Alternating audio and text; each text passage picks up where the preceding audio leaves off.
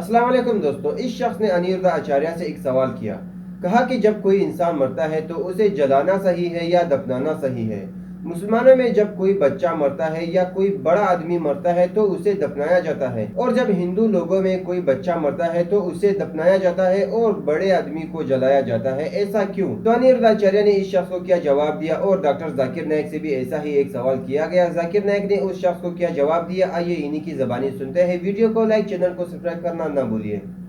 اور دوسرا پرشن میرا یہ تھا مہاراج کہ جیسے کہ کوئی بھی انسان کی جب مرتیو ہو جاتی ہے تو اسے مٹی میں دفن کرنا اچھا ہوتا ہے، جلانا اچھا ہوتا ہے، یا گنگا جی میں سمادھی دینا؟ جلانا انتم سنسکار. کیوں اچھا ہوتا ہے وہ کچھ ویاخیا کر دیجیے مہاراج. کیونکہ پنچ تتووں سے شریر بنتا ہے. جی ہاں. اگنی ہی ایک ایسا تتو ہے جو پانچوں تتووں کو پانچوں میں لین کر دیتا ہے. کیسے؟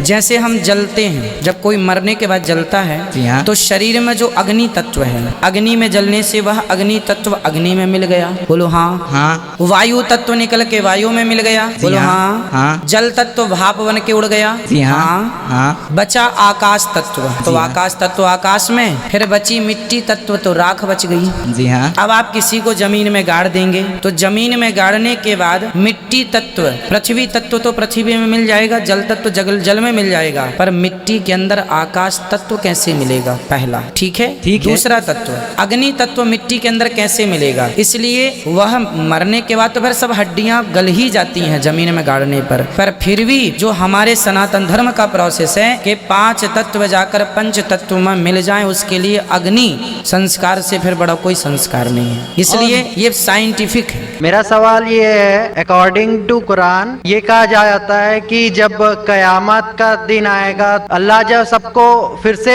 اٹھائیں گے تو کہا جائے گا کہ اپنی قبروں سے اٹھو. تو ہم ہندوؤں کا کیا ہوگا؟ کیونکہ ہماری تو کوئی قبر نہیں ہوتی. بھائی صاحب کا سوال ہے کہ وہ کہتے ہیں کہ قیامت کے دن جب اللہ تعالیٰ واپس سے ہمیں دوسری زندگی دیں گے تو کہیں گے اپنے قبروں سے اٹھو. ہندو بھائی صاحب پوچھے کہ ہندو لوگ تو قبر میں دفنائے نہیں جاتے، ہندو بچے دفنائے جاتے نا. ہندو بچے ہندو مذہب میں چھوٹا بچہ ہے اس کو جلایا نہیں جاتا، اس کو دفنایا جاتا ہے. پھر بھی کئی مسلمان ہیں جو ڈوب کے مرتے، جو جل کے مرتے، ان کو بھی دفنایا نہیں جاتا ہے، جن کی ہمیں ملتی نہیں. یہ جب اللہ تعالیٰ کہیں گے کہ پھر سے ہم زندگی دیں گے، ضرور نہیں کہ آپ قبر میں سے لے آ جائیں گے. جو بھی انسان مر چکا ہے اس کے نئی زندگی دی جائیں گے. قرآن مجید میں اللہ تعالیٰ فرماتا ہے کہ اللہ اس میں جان ڈالیں گے، پھر موت دیں گے، پھر سے جان ڈالیں گے. تو اللہ جان ڈالیں گے، چاہے وہ قبر میں ہے، چاہے جلایا گیا ہے، چاہے ڈوب گیا ہے، جو بھی حالت میں ہے اللہ اس انسان میں پھر سے جان ڈالیں گے. اور اللہ تعالیٰ کو جان ڈالنا بہت آسان ہے، چاہے آپ دفنائے گئے ہیں یا چاہے جلا دیے گئے. اللہ تعالیٰ فرماتے جب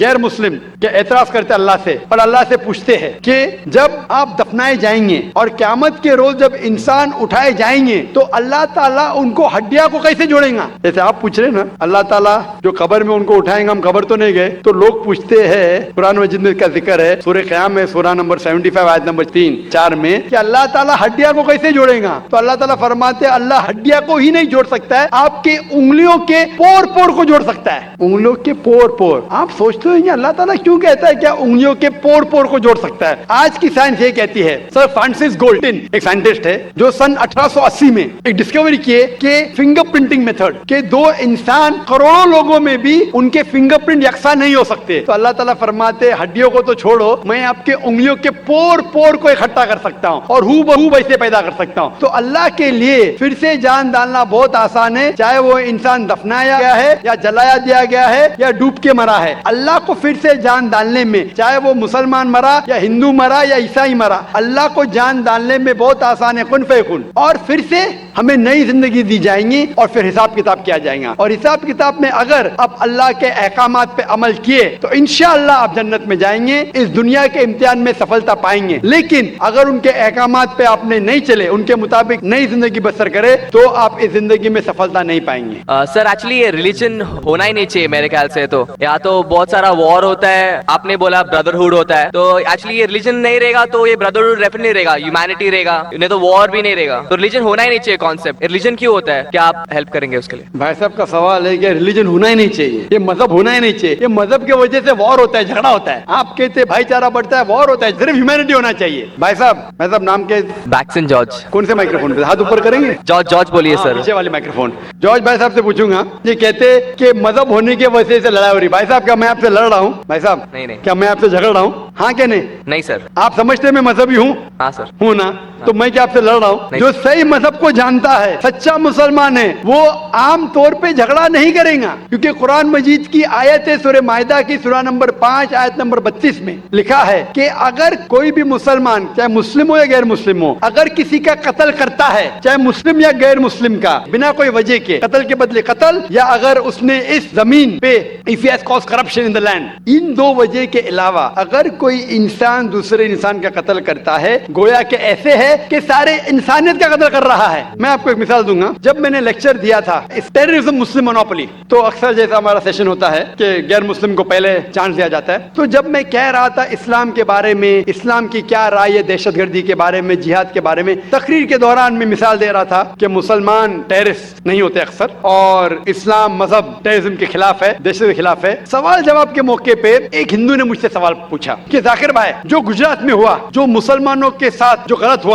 जो मुसलमान औरत के साथ बलात्कार हुआ, अगर मैं होता तो मैं भी हिंदुओं को यहाँ चुन चुन के मारता था। तो जो मुसलमान हिंदू को, अगर ट्रेन ब्लास्ट में कोई हिंदू मरा और मुसलमान ने किया, तो मेरे नजदीक सही है। ये हिंदू मुझसे कह रहा है कि मेरा जज्बा भी, अगर कोई मेरी बहन का बलात्कार करे तो मेरा जज्बा भी जागेगा और मैं बम्बई में हिंदू का कत्ल करूंगा। कौन कह रहा है? हिंदू मुझसे कह रहा है। तो मैं उसको जवाब देता हूँ, भाई साहब आप बिल्कुल सही कहते हैं, आम इंसान यही सोचेगा, आम इंसान यही सोचेगा, और आप आम इंसान जैसे सोच रहे हैं, और सब पब्लिक में तालियां बज रही थी। लेकिन मैं आम इंसान नहीं हूँ, मैं मुसलमान हूँ। मेरा मजहब, मेरा कुरान, मेरा रब मुझे इजाजत नहीं देता है, अगर कोई हिंदू ने किसी मुसलमान का कत्ल किया है या कोई औरत का बलात्कार किया है, मैं वही मजहब के इंसान को बम्बई में उसका कत्ल नहीं कर सकता हूँ, ये इजाजत ही नहीं है। अगर मैं शायद मुसलमान नहीं होता तो मैं कहता था हाँ वो हिंदू से आप सही कह रहे हैं। मेरा मजहब मुझे इजाजत देता ही नहीं, ये आपकी इंसानियत जो कह रही है। मुसलमान होने के लिए इंसान होना फर्ज है, लेकिन इस्लाम इंसानियत से ऊंचा है। क्योंकि मैं मुस्लिम हूँ, कितना भी जज्बा मुझ में होगा, लेकिन मैं मेरे रब, मेरे खालिक, मेरे अल्लाह सुब्हानहू व तआला के हुक्म के खिलाफ नहीं जा सकता। जो शख्स ने कोई मुस्लिम औरत का बलात्कार किया, उसको पकड़ो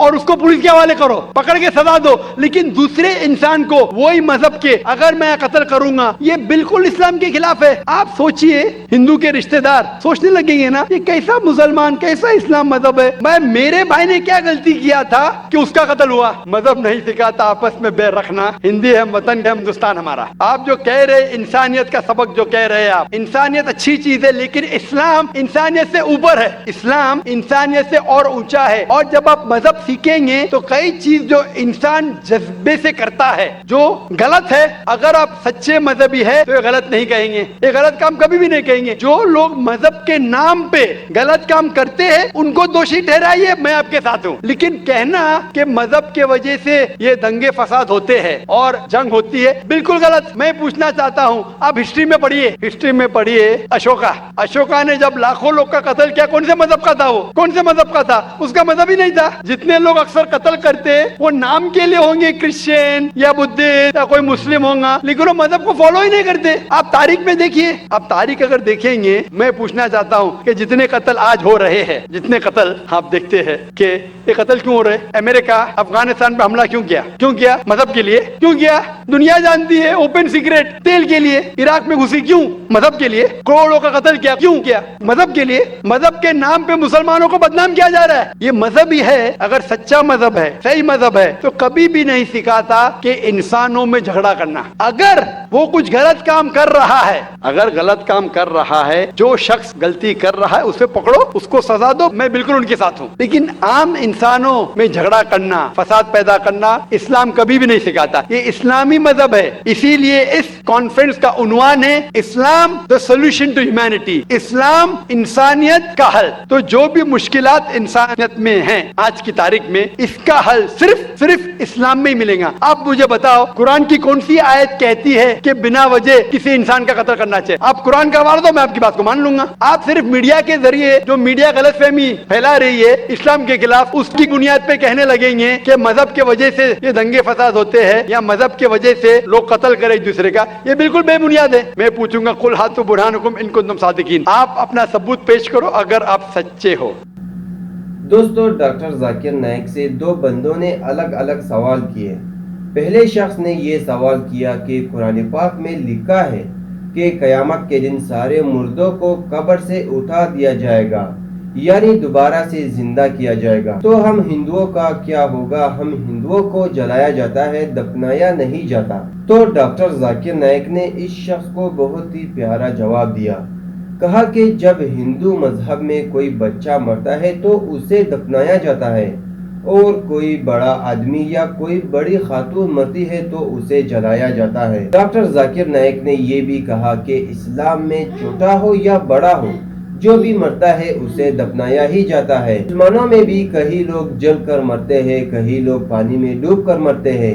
इसका ये मतलब नहीं कि क़यामत के दिन सिर्फ मुर्दों को कब्र से ही उठाए जाएंगे। कुरान पाक में लिखा हुआ है कि अल्लाह इंसान को जर्रे जर्रे से जोड़कर वापस जिंदा करेंगे, चाहे वो जल कर मरा हो या पानी में डूब कर मरा हो। डॉक्टर जाकिर नाइक से दूसरे शख्स ने सवाल किया।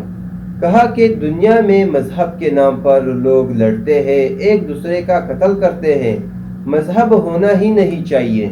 तो डॉक्टर जाकिर नाइक ने जवाब दिया और कहा कि क्या मैं आपसे लड़ रहा हूँ? और कुरान पाक में लिखा हुआ है कि किसी शख्स को बिना किसी वजह के मारना, कत्ल करना ऐसा है जैसे पूरे इंसानियत का कत्ल किया हो। डॉक्टर जाकिर नाइक ने कहा कि इस्लाम का मतलब ये नहीं है कि किसी का कत्ल करो, किसी पर जुल्म करो या किसी का हक मारो।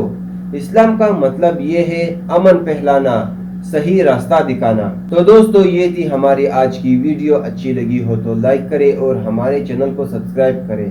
वीडियो देखने का बहुत शुक्रिया। मिलते हैं नेक्स्ट वीडियो में, तब तक के लिए अल्लाह हाफिज।